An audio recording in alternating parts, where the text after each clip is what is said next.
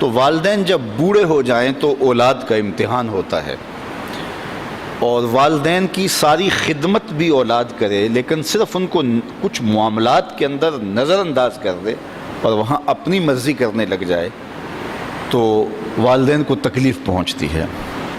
حتیٰ کہ والدین خود چاہتے ہیں کہ ہماری اولاد ہمارا کاروبار سنبھال لے، امور خانہ سنبھال لیں اور بہت ساری چیزیں سنبھال لیں، اور بعض اوقات اولاد اتنی سمجھدار، سنجیدہ اور متین ہوتی ہے کہ وہ اچھے انداز سے، بہتر بلکہ انداز میں سنبھال لیتی ہے، لیکن والدین کو اگر وہ نظر انداز کریں اور کسی معاملے میں پوچھیں نا تو ان کو ایک اپنے اختیارات سمٹتے ہوئے دکھائی دیتے ہیں اور وہ تنہائی محسوس کرتے ہیں۔ تو اولاد اگر صرف اپنے والدین سے پوچھ لے تو والدین تو چاہتے ہیں کہ سب کچھ ان پہ نچھاور کر دیں،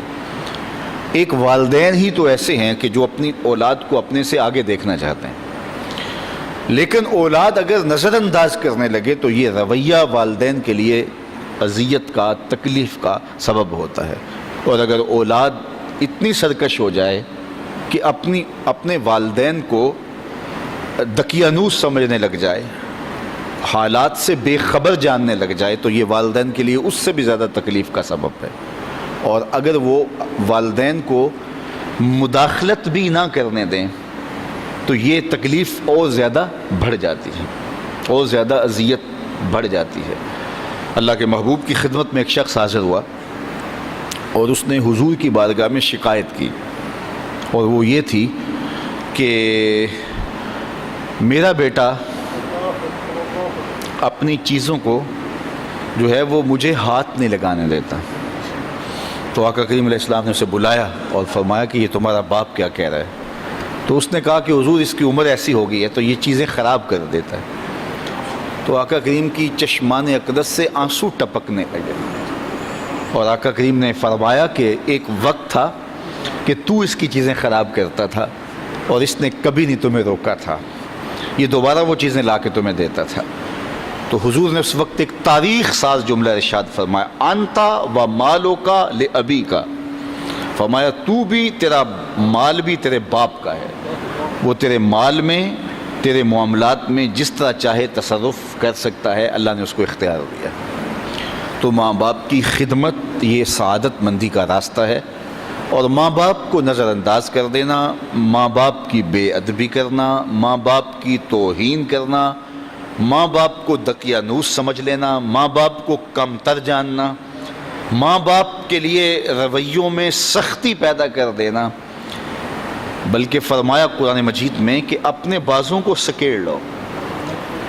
پرندہ جب اڑتا ہے اور اڑان بھرتا ہے تو بازو پھیلاتا ہے اور پھر وہ اڑان بھرتا ہے، اور جب اس نے دوبارہ زمین پہ آنا ہوتا ہے تو بازوؤں کو سمیٹتا چلا جاتا ہے۔ تو بازوؤں کو سمیٹتا ہے تو وہ زمین کی طرف اترتا ہے۔ تو کہا کہ کتنی خوبصورت مثال قرآن نے دی ہے کہ اپنے والدین کے لیے بازوؤں کو سکیڑ لو۔ تم افسر ہو، تم مفتی شہر ہو، تم حاکم شہر ہو، تم بہت بڑے بزنس مین ہو، تم علامۃ الدہر ہو، تم صاحب تحقیق ہو، تم صاحب فتویٰ ہو، تم عقل و بینش کے امام ہو، تم بہت بڑے دانشور ہو، تم بہت بڑے ذہین فتین شخص ہو، تمہاری عظمتوں کا زمانہ لوہا مانتا ہے، دنیا کی دانش گاہوں میں تجھ سے لوگ دنیا گزارنے کے گر سیکھتے ہیں، لیکن جب تم اڑان بھرو تو اس وقت تم مفتی رہو، اس وقت تم فقیہ شہر بنو، اس وقت تم جو ہے وہ بہت کامیاب بزنس مین بن کے پرواز کرو، اس وقت تم بہت بڑے مانے ہوئے پروفیسر کہلاؤ، تم اپنے فن کے ڈاکٹر اور ماہر کہلاؤ، لیکن جب تم واپس اپنے باپ کی چوکھٹ پہ اپنی ماں کی بارگاہ میں آؤ تو بازو سکیڑ لو، اس وقت بیٹے بن کے آؤ۔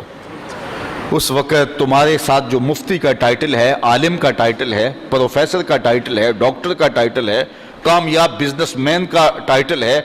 وزیر اور مشیر کا ٹائٹل ہے، وہ اتر جائیں بازو سکیڑ کے، تم ایک بیٹے بن کے ماں کی آگوش، ماں کی خدمت میں اور اس کے حضور اور باپ کے حضور بیٹھو، تو یہ ان کے لیے تسکین کا سبب ہے۔ اور اب جب دوبارہ اڑان بھرو گے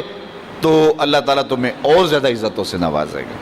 تو فرمایا کہ اپنے بازوؤں کو سکیڑ لو۔ اللہ اکبر، کتنی خوبصورت بات ارشاد فرمائی، اور فرمایا کہ ان کے سامنے ادب کا لحاظ رکھو، تلقین ادب کی، اف تک نہ کہو۔